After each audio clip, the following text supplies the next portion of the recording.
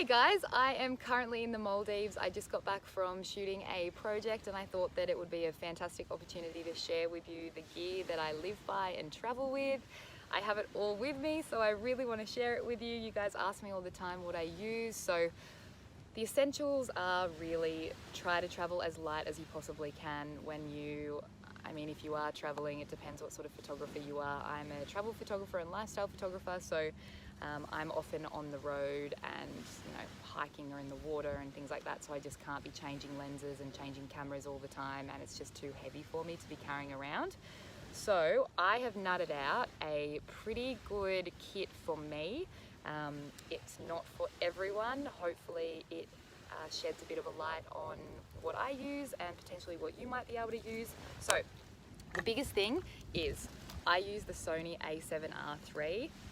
Oh my God, I love this camera. Not sponsored, this camera is great.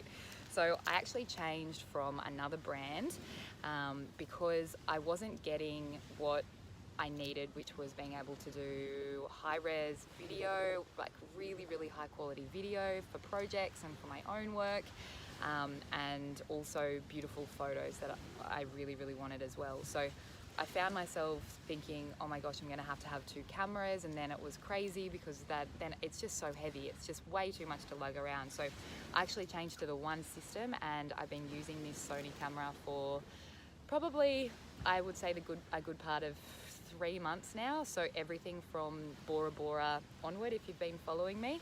I've really noticed a huge change in the quality of my images, and definitely this shoots 4K video, so I'm really happy with the video as well. So that's my camera that I use. Lens, okay, so I use a 24mm lens. It's by Sigma. I love this lens. This is my go-to lens. This is my lens that I use for pretty much all of my shots ever. I think it's amazing. I think it's great for portraits. I think that it's great for travel and lifestyle. I think that it's not a hugely wide lens, but it gets enough in to create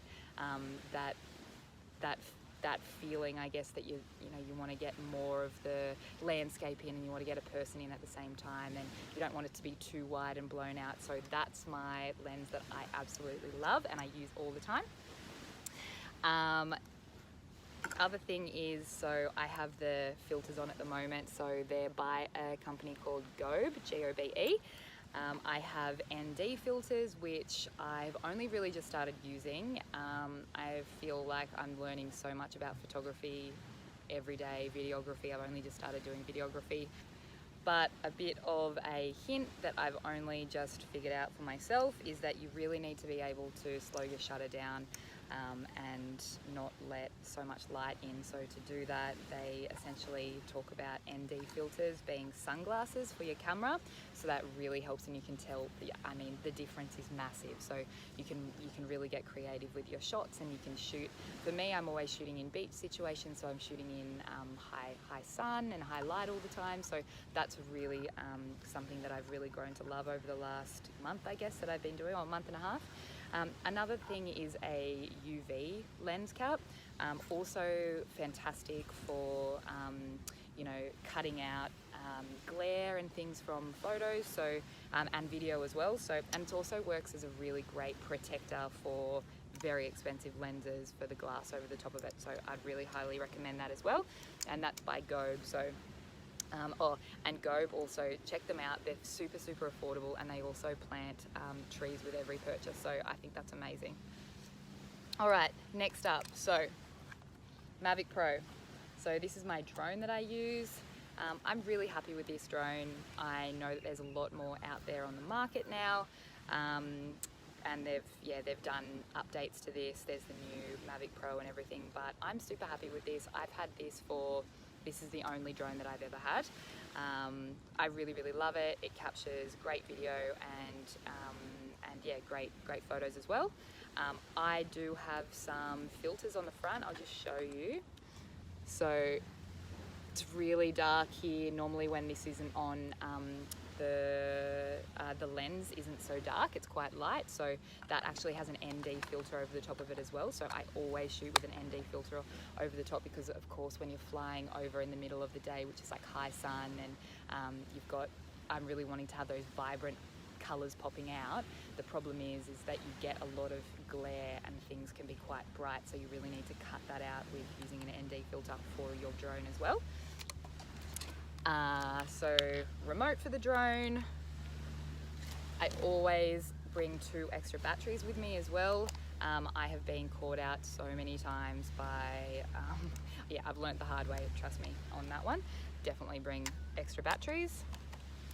Okay, so what else? Okay, underwater photos. So you guys ask me a lot about underwater photography. So there's a few different solutions that you can have depending on how much money you want to spend, how professional you are, what you'll be using it for.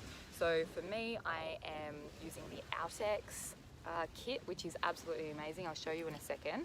So essentially, there's like a plastic that goes over the top of your camera. It slips over the top of your camera and over the top of your lens, and then you use a dome port at the front of your camera lens, and the dome port is really, really essential. This is essential for obviously being underwater because it makes sure that your camera doesn't get flooded by water, but this is super essential if you want to do split shots. So split shots are those ones that you see that are, you know, half under the water, half above the water, and this is the most essential part of that, because the water disperses around the dome port, and that is how you create those beautiful shots and how photographers that you love create those shots. So that's an essential part of kit. I've been really happy with it. It's so light.